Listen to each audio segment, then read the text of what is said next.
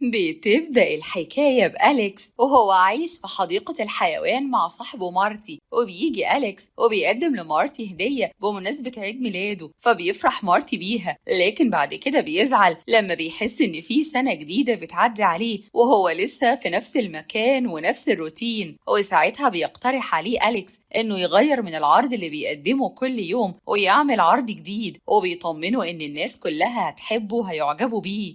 وفي الوقت ده بيرن جرس الحديقة، فبيفرح أليكس إن الناس هتبدأ تدخل عليهم، وبسرعة بيروح يصحي جلوريا وبيقول لها إن النهاردة يوم الجمعة، يوم الرحلة الميدانية. وبعدها بيروح لميلمان هو كمان وبيصحيه. وفي نفس الوقت بيبدأوا الزوار يدخلوا، وكل واحد فيهم بيقدم العرض بتاعه، والناس بتكون مبسوطة جدا ومستمتعة بالعروض. ومن الناحية التانية بتقدم مجموعة من البطاريق العروض بتاعتها، وفي نفس اللحظة بيكون في شوية منهم بيحفروا في الأرض وبيعملوا نفق علشان يهربوا من الحديقة ويروحوا للقطب الجنوبي. لكن وهم بيحفروا بيوصلوا عند مارتي، فبيسألهم هم بيعملوا إيه، فبيقولوا له إنهم عايزين يرجعوا لوطنهم، وبيطلبوا منه إنه يخلي الموضوع ده سر بينهم. وهنا بيكون ميعاد قفل الحديقة، فبيبدأ الأمن يخرج الناس، وبعدها بيروحوا يهتموا بالحيوانات ويقدموا لهم الأكل. ولما الليل بيجي بيقعد أليكس ومارتي وجلوريا وميلمان مع بعض وبيحتفلوا بعيد ميلاد مارتي، وبيطلبوا منه إنه يتمنى أمنية، فبيتمنى إنه يروح للبراري. فبيستغربوا كلهم، وأليكس بيقول له إن دي أسوأ أمنية هو تمناها، فبيفهموا مارتي إن نفسه يرجع يعيش في الطبيعة والحدائق الواسعة زي أي حيوان. فبتقول له جلوريا إن أقرب براري موجودة في كونيتيكت، بس علشان يوصل لها لازم يروح محطة قطر جراند سنترا ويركب القطر. وساعتها أليكس بيقول لهم إنهم مش هيلاقوا رعاية ولا اهتمام في أي مكان تاني بره الحديقة، وإن مارتي متخيل إن الحياة بره هتكون أجمل من حقيقتها.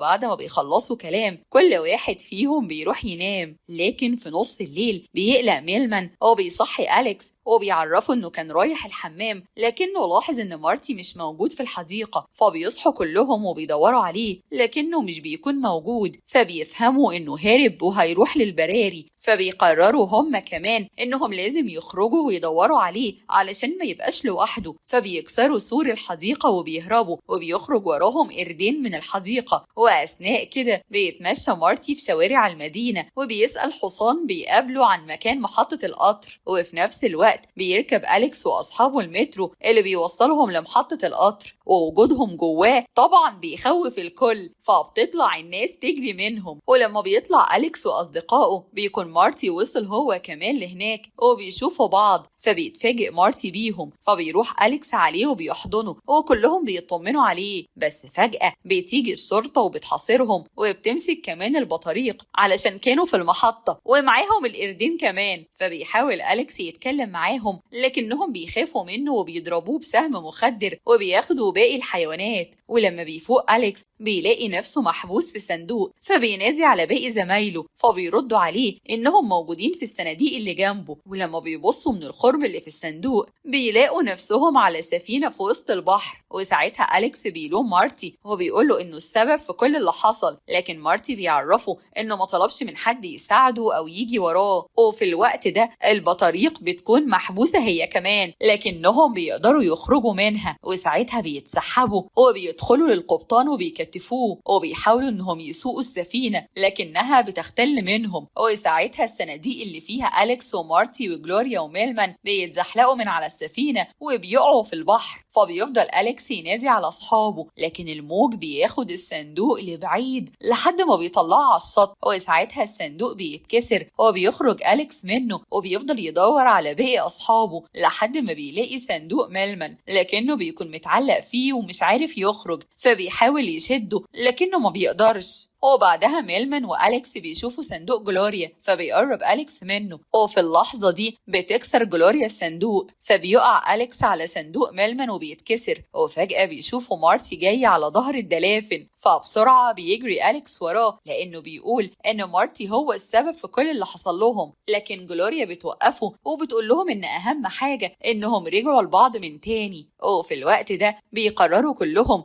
إنهم يدخلوا يستكشفوا الغابة، وساعتها بيسمعوا بيسمعوا صوت مزيكا فيها، فبيمشوا ورا الصوت لحد ما بيلاقوا مجموعة من الحيوانات عاملين حفلة وبيكون زعيمهم اسمه جوليان، فبيقفوا يرقصوا ويتفرجوا عليهم. لكن فجأة بتيجي مجموعة من الحيوانات المفترسة وبتهجم عليهم، فبيجروا كل الحيوانات منهم، لكن بيقع في ايديهم حيوان صغير، وأثناء كده بيقف على أليكس عنكبوت صغير فبيتخض منه وبيصرخ، فبتخاف منه الحيوانات المفترسة وبتهرب بسرعة. وفي اللحظة دي بتجيلهم كل الحيوانات وبيفرحوا بيهم، وبيدخل عليهم الملك جوليان وبيرحب بيهم وبيعرض عليهم انهم ينضموا لحفلتهم. لكن أليكس بيسألهم اذا كان في حد من البشر بيجي هنا، فبيعرفوه ان اخر واحد جه الجزيرة هنا كان من فترة كبيرة ومات فيها. فبيتعصب أليكس وجلوريا وميلمان وبيطلعوا يجروا لنفس المكان اللي كانوا فيه، ومش بيكونوا عارفين هيرجعوا للحديقة بتاعتهم ازاي. وده على عكس مارتي اللي بيكون فرحان ان امنيته اتحققت وهيعيش في البراري. فبتحاول جلوريا تهدي أليكس وبتعرفه إنها متأكدة إنهم هيرجعوا تاني. فبيقول لهم مارتي إنهم لازم يفرحوا بالحرية والطبيعة اللي اتخلقوا عليها، بس الكلام ده مش بيعجب أليكس لأنه مقتنع برأيه وعايز يرجع للحديقة في نيويورك. فبيقوم يقسم الجزيرة ما بينه وبين مارتي، وبيعرفوا إنه هيكون في مكان وهم في مكان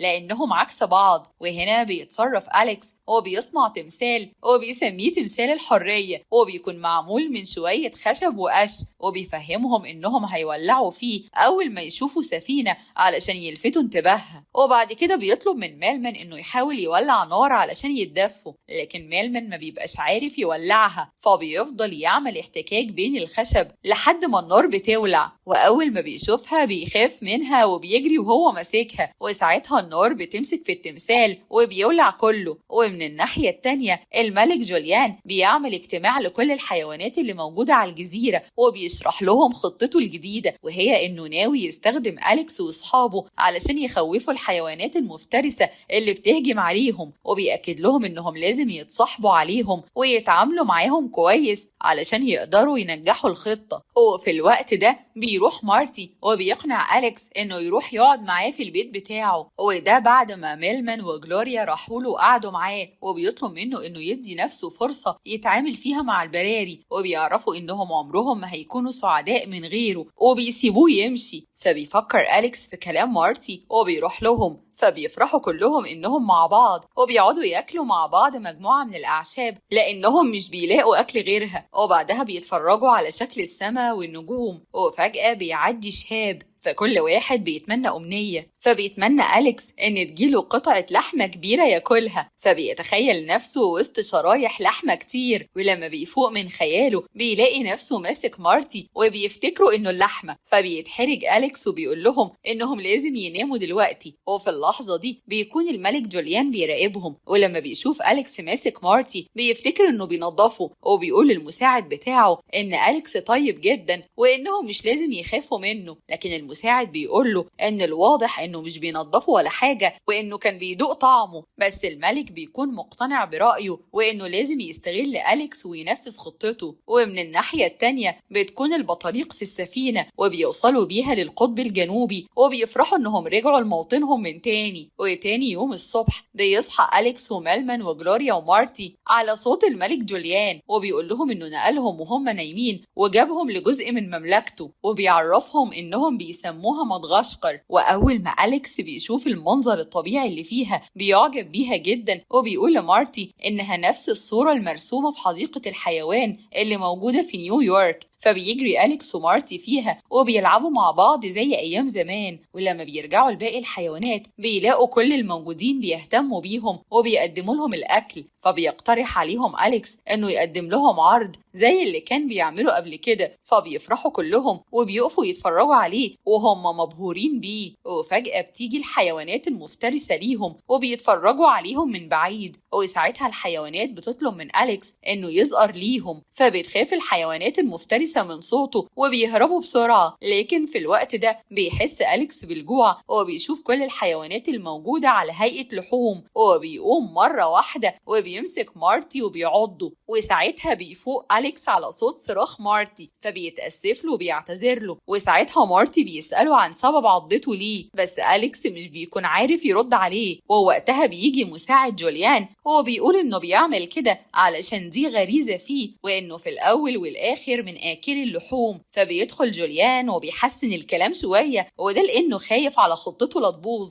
بس فجأة بيحصل عكس كده، وبيرجع أليكس يشوفهم كلهم لحوم تاني وبيبدأ يهجم عليهم. فبيجروا كلهم منه بسرعة، وبيجري أليكس ورا مارتي وبيحاول يمسكه، لكن بسرعة بيتصرف الملك جوليان وبيضرب أليكس بكور جوز الهند في راسه. فبيقع أليكس على الأرض وبيفوق من التهيؤات، وبيشوف مارتي وهو بيجري وخايف منه. فبيزعل أليكس من نفسه ومش بيكون عارف هو بيعمل كده ليه، وبيقول لنفسه إنه بقى متوحش ولازم يمشي من المكان. وفعلا بيبدأ أليكس يمشي لوحده في الغابة، وبيدخل في المكان اللي فيه بيوت الحيوانات المفترسة. وفي الطريق التاني بيمشوا جلوريا وميلمان ومارتي مع بعض، وبيفكروا ازاي يساعدوا أليكس ويرجعوه لطبيعته تاني. بس بيقطع كلامهم صوت السفينة، فبيجروا بسرعة ناحية الشط وبيحاولوا يشاوروا للسفينة علشان تشوفهم وتجيلهم. وفعلا السفينة بتغير اتجاهها وبتروح ناحيتهم. فبيفرحوا كلهم انهم نجحوا في انهم يوصلوا لحد من البشر، وبيفكروا ازاي يدوروا على أليكس ويرجعوه. وفي الوقت ده بتوصل السفينة للشط، وبينزل منها نفس مجموعة البطاريق، وبيعجبوا بالجزيرة أول ما بيشوفوها، وبيقرروا إنهم يعيشوا فيها لأنهم ما قدروش يعيشوا في القطب الجنوبي. وبيسألوا عن صديقهم مارتي، فبتبص جلوريا عليه ومش بتلاقيه. فبتفهم ساعتها إنه هيروح يدور على أليكس، فبتعرض البطاريق عليهم إنهم يساعدوها ويدوروا على مارتي وأليكس. وهنا مارتي بيدخل في طريق الوحوش المفترسة، وبيوصل لأليكس وبينادي عليه، وبيطلب منه يوقف السلوك المتوحش اللي بيعمله، وبيطمنه إن السفينة رجعت لهم تاني. بس أليكس ما بيكونش قادر يسيطر على نفسه وبيتهجم على مارتي تاني. فبيحاول مارتي يفوقه، وساعتها أليكس بيفوق، لكنه بيمشي بسرعة من قدامه علشان ما يرجعش لنفس الحالة تاني. بس ساعتها بتتجمع الحيوانات المفترسة وبيتهجموا على مارتي، فبيجري مارتي بسرعة منهم لكنهم بيحصلوه. وفي اللحظة دي بيجي ميلمان وجلوريا وبينقذوه، بس الحيوانات دي بتجري وراهم تاني، فبيضطروا ينفذوا الخطة التانية. فبيظهر البطاريق